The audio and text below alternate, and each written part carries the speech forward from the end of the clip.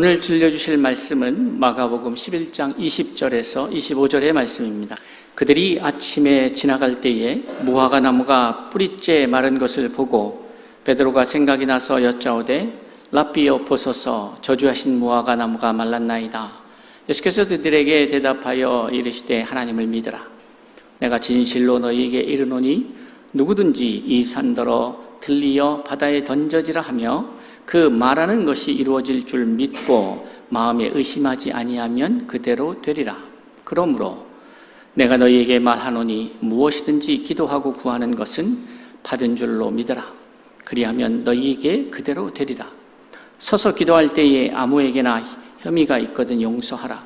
그리하여야 하늘에 계신 너희 아버지께서도 너희 허물을 사하여 주시리라 하시니라. 아멘. 오늘 저에게 귀한 말씀 전해주실 목사님은 조금 전에 제가 어떻게 만나 뵀는지에 대해서 간단하게 말씀을 드렸는데, 지금 뉴욕 교회업 청소년 센터 사무총장으로 청소년들을 오랫동안 섬기고 계십니다. 다음 세대가 살아야 되는데, 우리 한국도 그렇고 이민사회도 그렇고 전 세계적으로 쉽지 않은 주제이기도 합니다. 우리 다음 세대들이, 믿음의 세대들이 잘 세워질 수 있기를 위해서 뉴욕 그 어려운 땅에서 열심히 사역하고 계신 귀한 목사님입니다. 오늘 우리에게 귀한 말씀 증거해 주실 텐데, 김준현 목사님 나오셔서 산을 옮길 수 있는가라는 말씀의 제목으로 말씀 증거해 주시겠습니다. 나오실 때에 하나님 앞에 영광의 박수로 환영하겠습니다.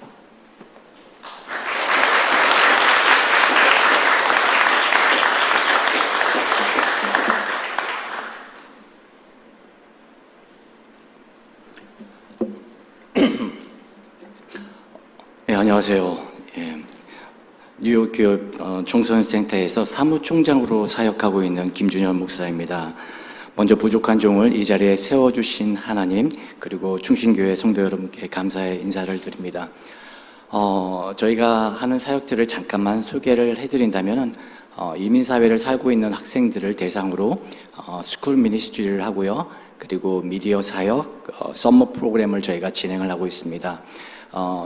스쿨 미니스트리는 학생들을 주중에 만나서 그 학생들에게 말씀을 가르쳐주고 멘토링 해주고 카운셀링 해주는 그런 역할을, 브리지 역할을 해주는 그런 사역들을 하고요.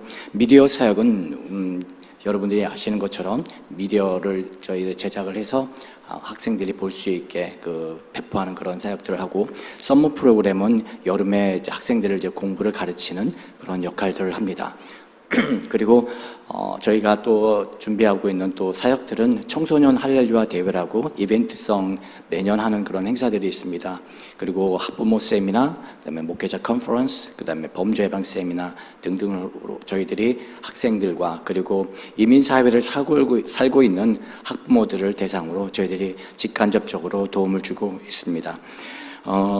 이 중동 목사님을 제가 아까 말씀해 주셨던 것처럼 6년 전에 만나서 지금까지 교제 아닌 교제를 이렇게 해왔고, 이렇게 제가 목사님을 이렇게 오기 전에 미리 한번 목사님 제가 잠깐 한국에 들릴 일이 있는데 제가 목사님 잠깐 찾아뵙겠습니다 라고 말씀을 드렸어요. 근데 일정이 너무 빡빡하다 보니까 중간에 포기도 하려고 했었습니다. 안 만나려고. 그런데 그래서 말씀은 드려놓은 와중에 제가 안 온다라는 것도 좀 제 말에 대한 그런 신빙성이 그 신뢰가 좀 떨어지는 것 같아. 그러면 목사님 제가 예배만 드리고 갈게요 라고 했는데, 저한테 그냥 갑작스럽게 이렇게 강단 이 자리에 설교 자리를 저한테 내주셔서 오늘 이 자리에 있게 되었습니다. 길지 않은 그런 시간이겠지만 여러분 우리 함께 같이 말씀을 나누며 좀 귀한 그런 시간이 되었으면 좋겠습니다. 우리 잠깐 먼저 기도하고 말씀 나누겠습니다. 사랑의 아버지 하나님, 우리 하나님의 말씀은 살아있고 운동력이 있다 하셨습니다.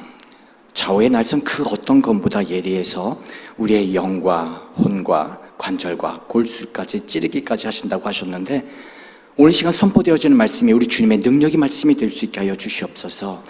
말씀을 통해 하나님의 은혜를 느끼며 그 하나님의 은혜를 크게 간증하게 하여 주시고, 주시는 그 말씀으로 우리의 삶이 또 우리의 모습이 겸손해지게 하여 주시옵소서. 우리 하나님을 더 알아가는 축복 시간 될 수 있게 성령님 도와주시옵소서. 부족한 종 떨리는 마음으로 섭니다. 인간의 모습은 십자가의 뒤에 감춰주시고 우리 하나님의 말씀만 선포되어지게 하여 주시옵소서. 예수 그리스도의 이름으로 기도합니다. 아멘. 15, 16년 정도 된 걸로 제가 기억을 합니다. 제가 뉴욕 퀸즈에 있는 플로싱 하이스쿨 스쿨 미니스트리를 제가 스텝으로 일을 했었습니다. 여기를 맡게 된 데는 이유가 있었는데요. 담당 사역자가 사정상 내려놓게 되었고 그 사이트를 맡을 사람을 찾고 있었습니다. 여러 명의 사역자들이 있었지만 이 플로싱 하이스쿨을 좀 맡으려고 하지 않아요. 그것은 다른 학교에 비해 하는 학생들이 적고요. 그리고 처음에 입학할 때는 잘 들어왔다가 우리 하는 학생들이 너무 똑똑하다 보니까 선생님들이 다른 좋은 학교로 트랜스퍼 하라고 이렇게 권유를 하게 됩니다. 그러다 보니 점점 숫자가 줄어들게 되었고요. 그리고 그것뿐만 아니라 여기 플러싱 하이스쿨이라는 곳은 다른 학교에 비해 많이 거칩니다. 스페니쉬 학생들, 그러니까 남미 학생들이죠. 그리고 흑인 학생들이 많고요. 그리고 지금은 이제 중국 학생들이 점점 많아지고 있다 보니까 서로 간의 알력 싸움이 굉장히 큽니다. 그리고 이 학생들은 학교를 4년 만에 졸업을 하는 것이 아니라 4년 반, 5년, 어떤 친구들은 5년 반까지도 가는 학생까지 제가 본 학생들도 있습니다. 참고로 저기 미국의 고등학교는 4년제예요. 그리고 이러다 보니까 사역자들이 이 플로싱 하이스쿨을 좀 맡는 것을 꺼려하게 되었고 아무도 맡으려고 하지 않은 곳을 제가 자진해서 맡게 되었습니다. 맡은 지 한 6개월 정도가 지났을까요? 남학생들만 있던 저희 모임에 여학생 하나가 들어옵니다. 노랗게 물들인 머리 색깔, 피어싱을 했는데 우리가 얘기하는 이런 귀걸이 한 군데만 하는 것이 아니라 귀도 2군데, 3군데를 뚫고요. 한쪽만 뚫는 것이 아니라 양쪽 뚫고요. 그리고 어떤 친구는 이제 코도 뚫기도 하고 그 친구는 또 배꼽도 뚫는 그런 친구들도 있습니다. 어쨌든 이렇게 노는 언니 필이 느껴지는 그런 친구 하나가 들어오는데 매주 모임에 나오지는 않았지만 왔을 때는 모르겠어요. 남학생들만 있어서 그런지 조용히 있다 가는 그런 친구였습니다. 하루는 이 학생에게 제가 도움의 요청을 받게 돼요. 그게 뭐냐면 편지 한 통을 덕하니 가지고 와서는 전도사님, 제가 지금 학교에서 이렇게 편지를 받았는데 좀 이걸 좀 도와줄 수 있어요? 라고 저한테 물어봤습니다. 그래서 그 편지 내용을 보니까 이 학생이 학교를 3개월 이상을 안 다닌 거예요. 그러다 보니까 학교에서는 경고를 하게 되었고 이로 인해서 학부모나 가디언이 와서 상담사를 만나야 되는 그런 상황까지 오게 되었습니다. 그래서 제가 물어봤어요. 야, 너는 우리 모임에는 뭐 매주 나오는 건 아니었지만 가끔 올 때는 오는데 왜 학교는 잘 안 나가니? 라고 얘기를 했더니 이 친구가 하는 말이 친구들하고 밤 늦게까지 싸돌아다니고 놀다 보고 PC방 가고 그러다 보니까 아침에 일어나야 할 시간에 일어나지 못했고 그러다 보니 학교를 빠지게 됐고 그것이 한 번, 2번 쌓이다 보니까 벌써 이렇게 오랜 시간이 흘러갔습니다. 라고 얘기를 하더라고요. 그러면서 이 친구가 하는 말이 전도사님, 나 학교 가기 싫어요. 왜 학교 가요? 그냥 돈 벌면 되잖아요. 라는 거였어요. 이런 이야기들을 제가 쭉 듣고 나서 2가지 선택을 주었습니다. 한 가지는 네가 마음을 잡고 학교라도 다시 고등학교라도 졸업을 하려고 마음을 먹는다면 내가 도와줄 수 있지만 그렇지 않다면 엄마에게 이야기해서 학교를 자퇴를 하고 GED 검정고시를 보는 게 낫지 않겠니? 라고 제가 이렇게 권유를 했습니다. 그랬더니 이 친구가 엄마 얘기가 나오자 그러면 자기가 고등학교까지만이라도 자기가 졸업을 하고 그러면 끝나겠습니다. 라고 이렇게 이야기를 했어요. 그리고 제가 그 카운셀러 선생님 만날 것을 요청을 하게 되고요. 그리고 이 학생에게 한 번 더 찬스를 줄 것을 요청하게 됩니다. 그리고 저는 이때부터 이 학생을 위해 다른 학생들보다 더 많이 기도하는 그런 친구가 됐어요. 그리고 이 친구는 다행히 4년 반 만에 고등학교를 졸업하게 되고 이 친구를 또 끌고 커뮤니티 칼리지에 제가 입학을 시키게 합니다. 여기 한국으로 얘기를 한다면 전문 대학이긴 한데요. 그쪽으로 보내게 됐어요. 근데 이 친구가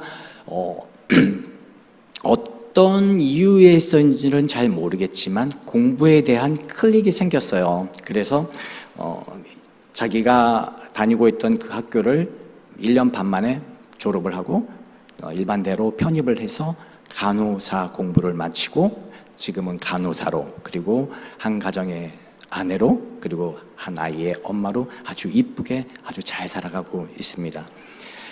이렇게 이민자의 삶을 살아간다는 것은 학생도 부모도 결코 쉽지 않습니다. 뿐만 아니라 인생을 살아간다는 것조차 녹록하지 않다는 것을 우리 모두가 알고 있을 거라고 저는 생각합니다. 그것이 강한 사람이든 약한 사람이든 배웠던 안 배웠던 내가 돈이 많던 적던 그건 상관없이 누구나 다 똑같다라는 겁니다. 이러한 어려움을 당할 때 우리에게 의지할 대상이 없다면 그것처럼 불행한 것은 없을 것이라 생각합니다. 때로는 우리가 우리의 힘으로 해결할 수 없는 것이 있습니다. 그렇기 때문에 우리가 하나님 앞에 나아가 그 어려움을 내려놓고 그분의 위로와 그리고 그분의 안식을 얻게 되는 겁니다. 믿는 우리들은 이렇게 할 수 있지만 세상에 믿지 않는 사람들은요, 어렵고 힘들어도 의지할 곳조차 없습니다. 우리가 믿음을 가지고 있다는 것이 얼마나 다행스럽고 행복한 것인지 우리는 때로는 놓치고 살아가고 있습니다. 힘들고 어렵고 고통스러울 때 우리는 찾아갈 곳이 있다라고, 그리고 해결받을 수 있기 때문에 너희들은 행복한 사람들이야 라고 우리 하나님께서 우리에게 리마인드 시켜주시는 거예요. 오늘의 말씀은 이 세상을 우리가 살아가면서 가지고 있는 문제점들을 어떻게 해결받을 수 있는지, 어떻게 우리 앞에 놓여있는 산을 제거할 수 있는지 함께 말씀을 통해 나누는 시간이 되었으면 합니다. 오늘 말씀의 배경은 이렇게 시작이 됩니다.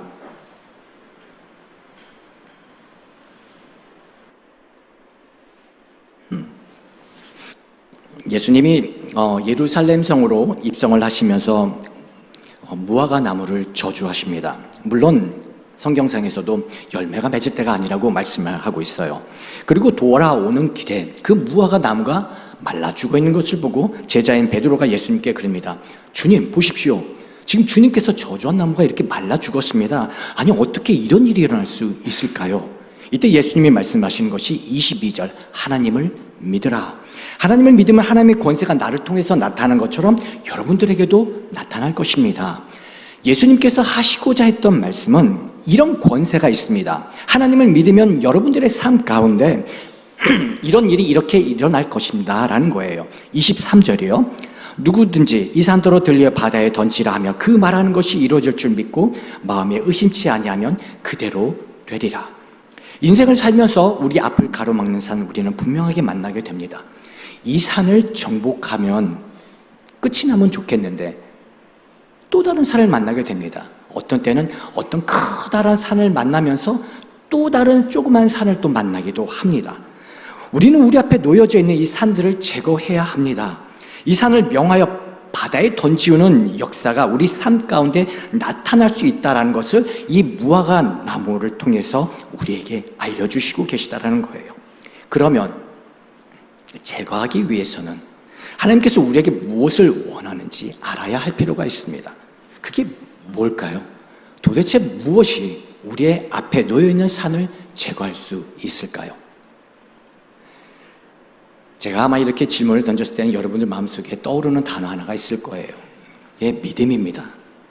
또 아마 또 그렇게 생각하시는 분들도 있을 거예요. 또 그 이야기. 왜 목사님들은 이렇게 강단사에만 쓰면은 믿음 얘기, 기도 얘기, 예배 얘기만 합니까? 그리고 나이가 좀 지긋하신 또 장로님이나 또 어르신들 같은 경우 저에게 그렇게 얘기하실 수도 있어요. 김 목사, 난 자네가 태어나기 전부터 하나님 믿었어. 그러니까 그런 얘기 말고 청소년 사역한다고 하니 좀 젊은 사역자답게 좀 새로운 참신한 이야기 없나? 라고 이야기하실 수도 있습니다. 하지만 믿음입니다. 믿음이 산을 옮길 수 있습니다. 이 믿음을 포기해서는 안 돼요. 22절 하나님을 믿어라, 23절 산을 던져라, 24절 그대로 되리라. 마태복음 1장부터 4장까지는 예수님의 족보 서론에 대한 이야기가 나오고요.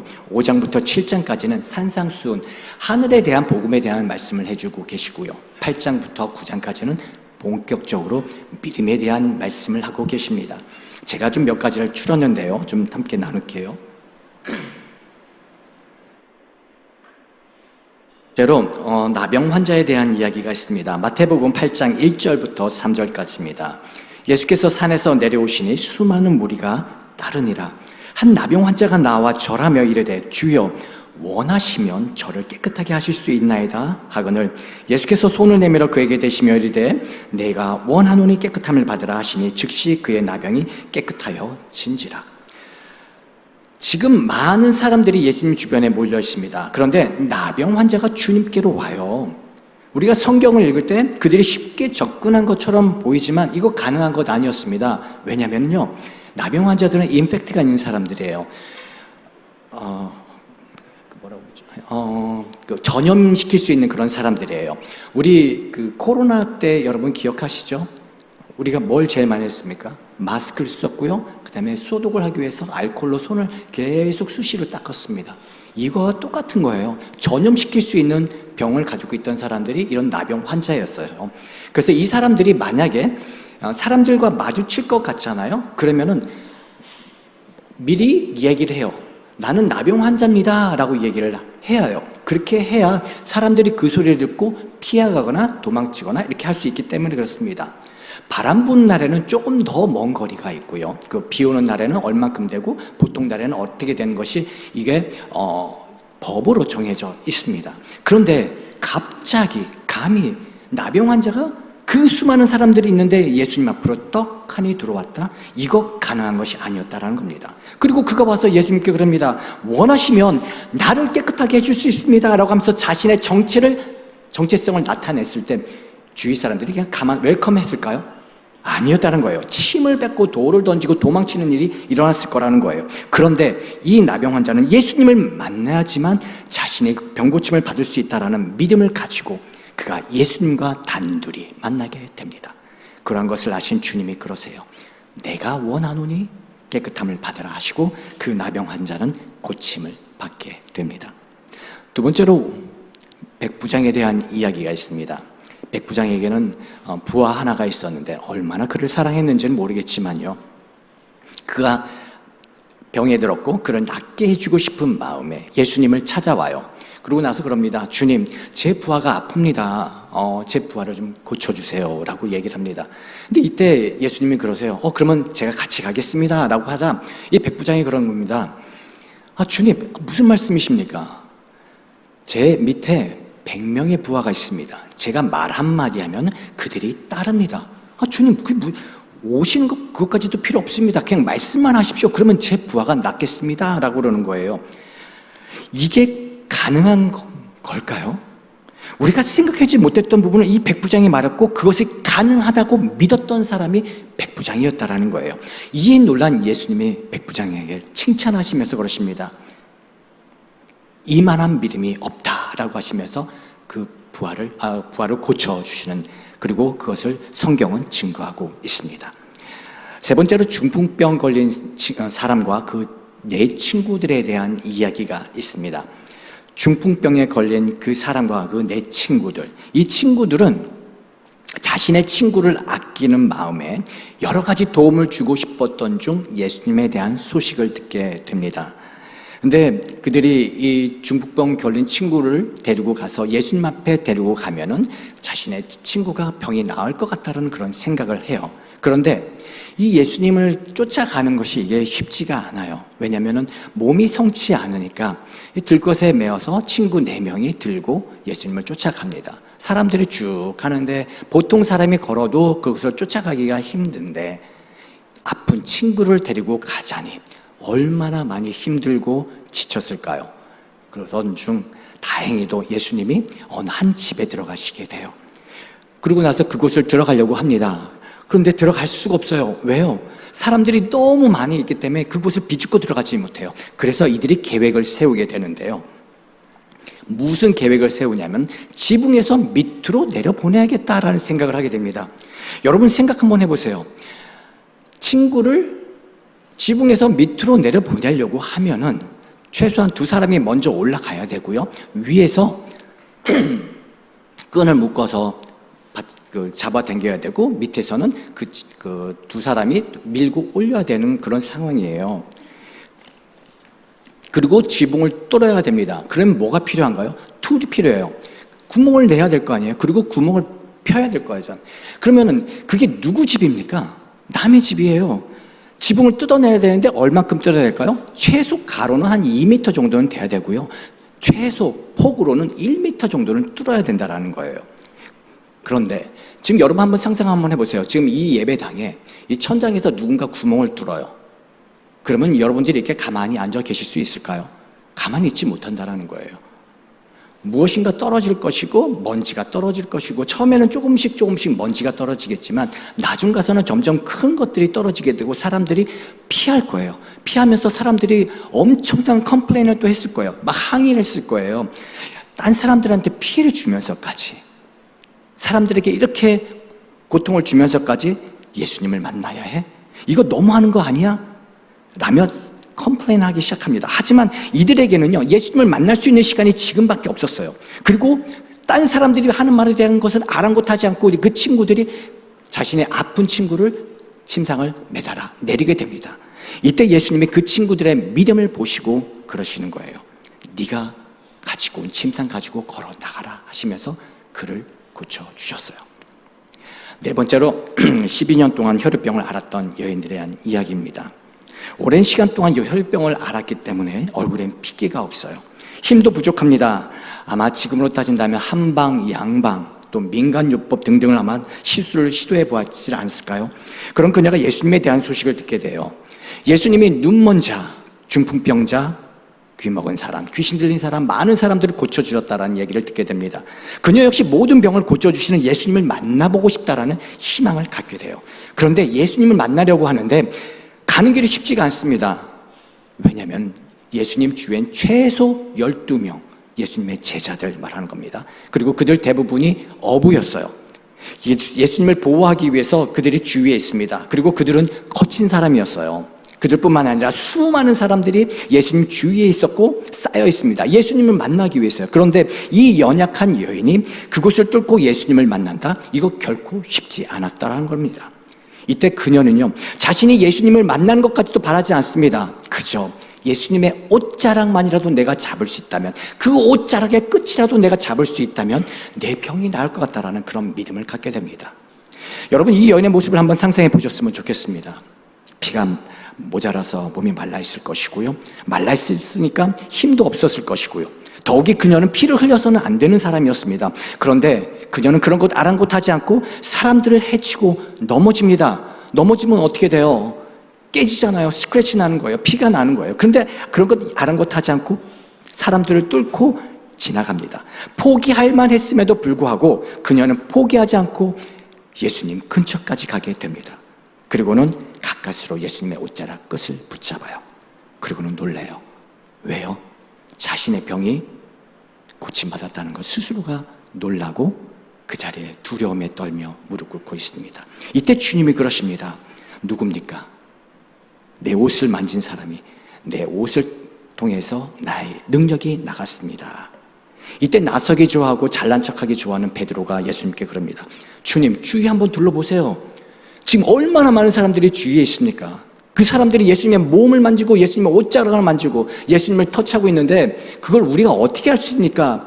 근데 예수님께서는 그 베드로의 말을 무시하고 사람들을 해치면서 한 사람을 찾게 됩니다. 그리고 두려움에 떨고 있는 한 여인을 발견하시며 그녀에게 말씀을 하시는 거예요. 딸아, 너의 믿음이 너를 구원했다 하시며 그녀에게 자유함을 주십니다. 그 많은 사람들이 예수님의 옷자락을 만지고 지쳤지만 고침받았던 사람은 이 여인 한 사람밖에 없었습니다. 아픈 가운데 있었고 남들을 피해 다녀야만 했던 여인, 처절하리만큼 외로웠던 이 여인이 예수님을 만나 은혜를 받게 됩니다. 무엇을 통해서요? 믿음을 통해서요. 이만큼 믿음은 중요한 것입니다. 이 믿음을 피해서는 안 돼요. 이 믿음을 피한다는 것은 제대로 된 크리스천이 아니라는 겁니다.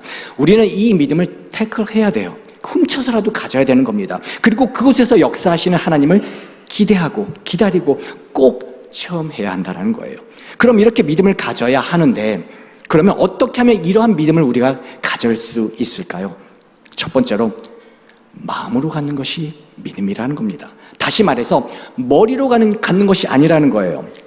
23절에 보면은 마음에 의심치 아니하면, 그리고 잠언 3장 5절에 이렇게 말씀하고 있습니다. 마음을 다하여 여호와를 신뢰하고 네 명철을 의지하지 말라. 다시 말해서 너 잔머리 쓰지 말라는 거예요. 산이 들려 바다에 던지우는 이런 것은 계산을 될 수 있는 것이 아니라는 겁니다. 머리로 하는 것이 아니라 마음으로 믿어야 된다는 거예요. 그 예로 귀신 들린 아들이 있습니다. 그의 아버지가 아들을 데리고 예수님이 제자들에게 데려와요. 내 아이를 좀 고쳐주십시오. 얘가 맨날 그 귀신에 들려가지고 이리 뛰고 저리 뛰고 헤매고 있습니다. 그런데 이 제자들이 그 아들을, 들어가 있는 그 귀신을 내쫓지 못합니다. 그래서 예수님께로 데리고 와요. 수많은 사람들이 모여 있었고 아들 속에 있던 귀신이 예수님을 보자 발작하기 시작합니다. 이 모습을 보며 안타까워했던 이 아버지가 주님한테 그럽니다. 마가복음 9장 22절입니다. 주님, 할 수 있거든 이 아이를 고쳐주십시오. 이때 예수님이 하시는 말씀이 23절이요. 할 수 있거든이 무슨 말입니까? 믿는 사람들에게는 능치 못할 것이 없습니다 라고요. 그리고 아버지는 큰 소리쳐 외칩니다. 24절, 믿습니다. 그런데 믿음 없음을 도와주십시오 라는 거예요. 다시 말해서 마음은 믿고 싶은데 머리로 갈등하고 안 된다는 겁니다. 이렇게 머리로 계산하는 것이 아니라는 거예요. 믿음은 마음으로 믿는 거예요. 여러분이 그 셀로폰 전화기 많이 갖고 계시잖아요. 대부분 분들이요. 그거 하실 때 어떻게 해요? 사진 찍을 때 우리가 보는 대로 찍히잖아요. 그거하고 똑같은 거예요. 내가 그렇게 찍힌다라고 생각하면 찍히는 거예요. 이것이 믿음이라는 겁니다. 이때 하나님의 역사가 일어나는데 이거 사실 쉬운 일이 아닙니다. 왜냐하면 자연적이지 않아요. 거꾸로 가는 것이기 때문에 어려워요. 에너지가 많이 소모되기 때문에 힘이 듭니다. 그런데 힘들기 때문에 이 믿음을 포기해야 할까요? 아니라는 거예요. 이 믿음을 지키며 나아갈 때 우리 앞에 있는 산이 들려 바다에 던지어지는 역사가 이루어진다는 겁니다. 두 번째로는 입으로 선포를 해야 합니다. 선포를 하는 이유는요, 마음에 새겨진다는 거예요. 23절이요. 내가 진실로 너에게 이르노니 누구든지 이 산더러 들리어 바다에 던지우라 하며 그 말하는 것이 이를 줄 믿고 마음에 의심치 아니하면 그대로 되리라. 잠언 6장 2절에는 또 이렇게 말씀하고 계십니다. 말하는 바로 잡히고 자유하게 된다.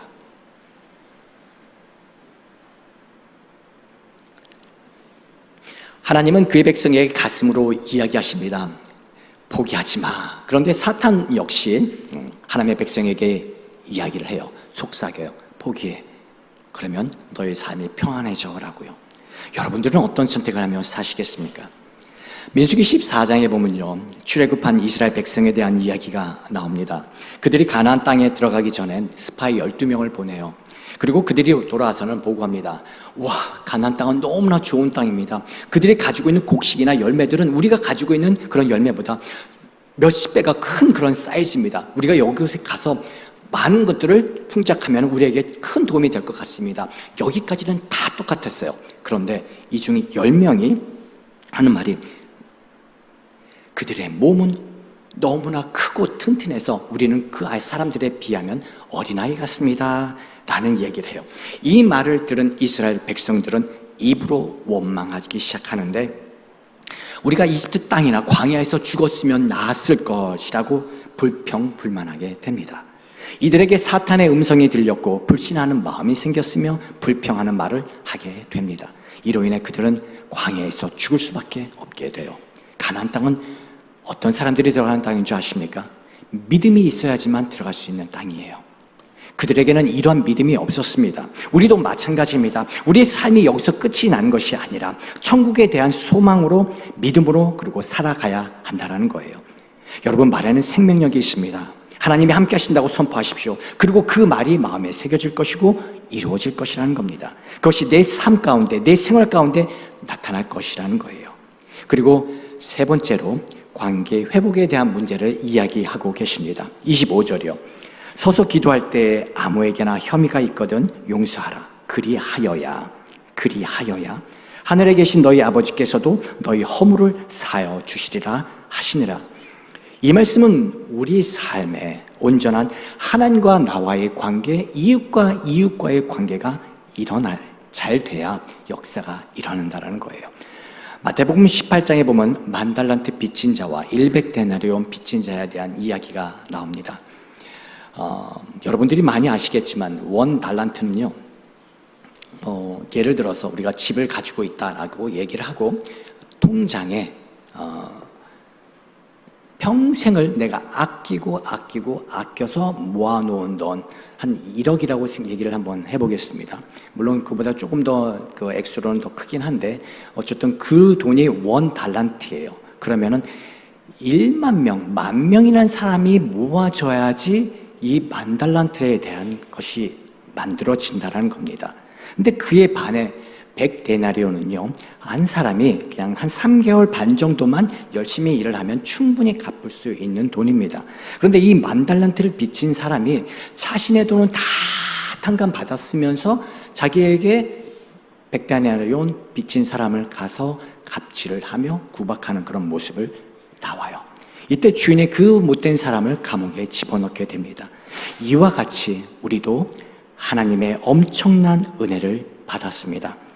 여러분, 하나님의 은혜 받았을 때를 기억하십니까? 눈물 콧물 짜면서 엉엉 울고 고백했던 우리의 모습, 예수님이 우리를 위해 십자가에 돌아가셔 주셨다는 그 사랑에 감격해서 고백했던 그때 우리의 모습 여러분 기억하십니까? 이거 우리가 갚을 수 있는 것이 아닙니다. 그래서 은혜라는 거예요. 하나님의 은혜로 용서함을 받고 죽을 수밖에 없는 우리가 예수 그리스도로 인해 구원함을 얻었는데, 우리 주위에 있는 사람들을 내가 용서하지 않는다면 하나님과의 관계 또한 나빠지게 되고 그 어떠한 사건도 역사도 일어나지 않는다는 거예요. 그 내 주위에 있는 사람이 누군지 아십니까? 가장 가깝게는 내 남편이고 내 와이프고 내 부모고 내 형제고 내 아이들이에요. 그리고 우리는요, 가장 가까이 있다는 그 이유 때문에 미안하다라고 용서도 구하지 않습니다. 너무나 가까이 있기 때문에 사랑한다 고백하지 않아요. 사실 우리가 남에게 한 것만큼 내 와이프, 내 남편, 내 부모, 내 형제, 내 아이들에게 그 정도만이라도 미안하다, 사랑한다, 너무 멋있어 이렇게 고백하게 된다면 우리는 그 어떤 누구도 앞으로도 사랑할 수 있지 않을까 생각합니다. 그리고 또 말씀하시는 것이 무엇이냐면 하나님과의 관계 회복에 대한 이야기를 하고 계세요. 여러분들이 생각하는 하나님과의 관계 회복은 무엇이라고 생각합니까? 그것 또한 우리가 알고 있는 예배예요. 그래서 모든 목사님들이, 모든 그 스피커들이 이쪽에 강단에 쓰시게 되면 예배가 살아야 됩니다. 여러분 예배를 살리셔야 됩니다 라고 외치는 거예요. 그래야 하나님과의 관계가 살게 되고 예배를 통해서 우리에게 말씀하시고 예배를 통해서 우리에게 응답하십니다. 제가 코로나 이후에 졸업생들을 만나서 물어본 적이 있습니다. 예배 드리고 있니? 얘기를 물어봤더니 이 친구들 한 80~90%가 목사님 예배 드리고 있어요. 그래? 그럼 어느 교회 섬기고 있어? 라고 물어봤더니 이 친구들이 다 쿨하게 얘기하는 것이 온라인으로 예배 드리고 있어요 라는 거예요. 사실 개인적으로도 예배 드릴 수 있습니다. 그리고 온라인으로도 예배 드릴 수 있고요. 그렇지만 이거 조금 엄청 다릅니다. 제가 좀 이게 좀 여러분들에게 좀 접근이 될지는 잘 모르겠지만 좀 설명을 좀 드릴게요. 저희 아버지가 이북 분이시고요. 작년에 코로나로 돌아가셨어요. 그래서 좀 많이 좀 힘든 그런 과정도 겪었는데 제가 7년 전 어느 날 제가 주차를 한 후에 아버지가 한국으로 전화를 걸었습니다. 보통 때는 제가 저 혼자서 전화 걸지 않아요. 별로 할 얘기가 없으니까, 엄마하고도 그렇고요. 그래서 그냥 그날은 무슨 이유 때문인지 모르겠지만 제가 한국으로 전화를 걸게 됐습니다. 그리고 보통 저와 아버지하고는 1분 안에 대화 내용이 끝이 나요. 아까도 방금 말씀드렸지만 저희 아버지가 또 이북 분이시지만 또 좀 되게 또 공직에 계셔서 좀 이렇게 쓸데없는 얘기를 별로 안 좋아하시는 분이에요. 그 내용이 보통 1분 안에 끊어나는 내용이 무엇이냐면은 제가 그럽니다. 아버지, 저 준현이에요. 그러면 김 목사 잘 지내? 그러면 예, 잘 지내고 있습니다. 그럼 은주는 제 와이프요. 예, 잘 지내고 있어요. 카이리아로 인은 건강히 잘 지냅니다. 그래, 알았어. 네 엄마 바꿔줄게. 이게 끝이에요. 이게 저희 아버지하고 저와의 대화 내용이에요. 그런데 그날은 어떻게 된 일인지 제가 아버지에게 제가 청소년 사역에 대한 이야기 그리고 제 교회 사역에 대한 이야기들을 같이 아버지하고 그리 긴 시간은 아니었지만 나누게 되었습니다. 그리고 나서 제가 아버지에게 끝나고 나서 그랬어요. 아버지, 저도 꼭 이야기를 하고 싶었던 거예요. 사랑합니다. 보고 싶어요. 라고요. 그랬더니 이 어르신이 갑자기 저한테 탁 하니 그러시는 거예요. 아들, 나도 보고 싶어. 와.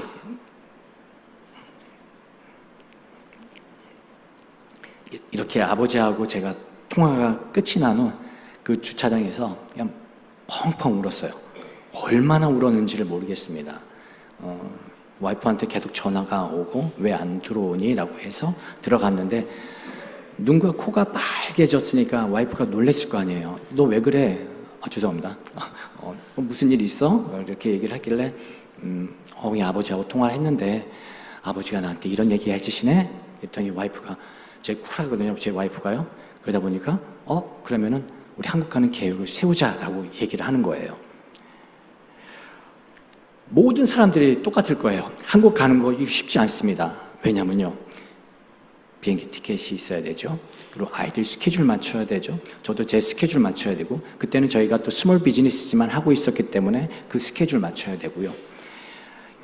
이렇게 저희가 이런 계획들을 열심히 잘 세우고 비행기 티켓을 끊고 아버지를 만나기 위해서 시간을 투자하고 물질을 들여서 한국으로 옵니다. 12시간, 14시간 도착해서 저희 가족뿐만 아니라 저희 누나네 가족, 저희 동생네 가족이 이제 아버지 집을 한 군데로 다 모여요. 그리고 이때 이 모습을 보시는 아버지가 느끼셨을 행복감은 어떠셨을까요? 아마 제가 셀폰으로 화상통화하고 전화통화하고 사진 보내드리는 것보다 이렇게 직접 만나는 거, 그 고지식하시고 엄한 그런 아버지도 좋아하시지 않으셨을까요? 이와 같이 우리가 이렇게 함께 모여서 한 목소리로 하나님을 찬양하며 예배하는 모습을 우리 하나님이 기뻐하시지 않으실까요? 우리 하나님께서는 이 예배를 통해서 아브라함을 부르셨고요. 그를 열국의 아버지가 되게 하셨던 것처럼 우리의 예배를 통해서 우리를 부르시고 사용하신다는 겁니다. 사랑하는 성도 여러분, 이렇게 우리는 오늘 말씀을 통해서 믿음에 대한 이야기를 나누었습니다. 우리의 하나님께서 하실 것을 우리가 마음으로 믿고요, 입으로 선포하며 하나님과 나와의 관계, 나와 내 이웃과의 관계가 잘 회복되어질 때 우리의 문제점들이 해결받는다는 것을 우리는 알았습니다. 우리의 삶이 결코 쉽지만은 않습니다. 하지만 이렇게 날마다 믿음으로써 우리의 삶을 살아가고자 노력한다면 하나님께서 우리의 삶 속에서 승리를 주시고 그로 인해 우리에게 놀라운 하나님의 은혜를 체험하게 될 것이라는 겁니다. 이런 하나님의 은혜를 받아 누리며 자유함 가운데 우리의 삶을 살아가게 되고 이러한 믿음이 우리만 누리며 우리만 즐기며 우리만 가지고 살아가는 것이 아니라 우리의 다음 세대에게까지 전해지기를 예수 그리스도의 이름으로 축복합니다. 기도하시겠습니다.